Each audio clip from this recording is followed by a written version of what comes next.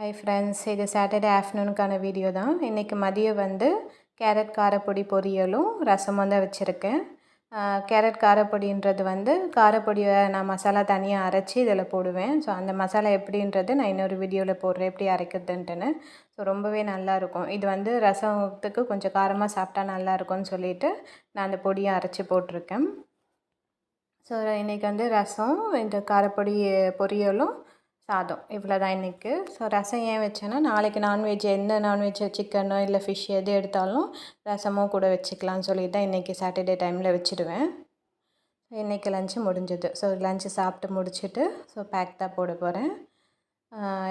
பேக்குக்கு வந்து இன்றைக்கி நான் பால் எடுத்து வைக்க மறந்துட்டேன். எப்போவுமே வந்து பால் காய்ச்சறதுக்கு முன்னாடி கொஞ்சம் எடுத்து வச்சுருவேன்.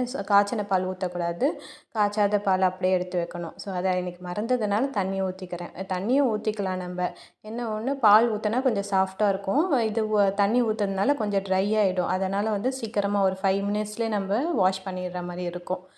ஸோ அப்படியே டிவி பார்த்துட்டே வந்து பேக்கும் போட்டுட்ருக்கேன். ஸோ இன்னும் வேலை என்ன இருக்குன்னா, துணி மட்டும் மடிக்க வேண்டியது இருக்குது.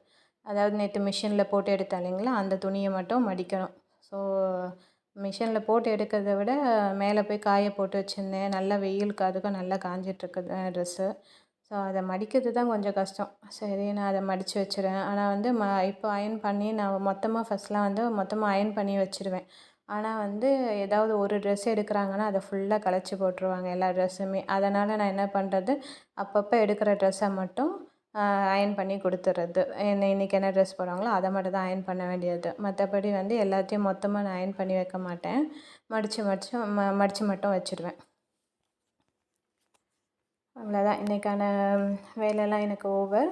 அதுக்கப்புறம் ரீஃபில் பண்ண வேண்டியது மட்டும் இருக்குது. கொஞ்சம் நாட்டு சர்க்கரை தீர்ந்துச்சு, ஒயிட் சுகர் இதெல்லாம் கொஞ்சம் தீர்ந்துட்டுருக்கு. ஸோ அதை எடுத்து நான் பாக்ஸில் போடுற வேலை மட்டும் தான் இருக்குது. ஸோ அதை தான் செய்ய போகிறேன்.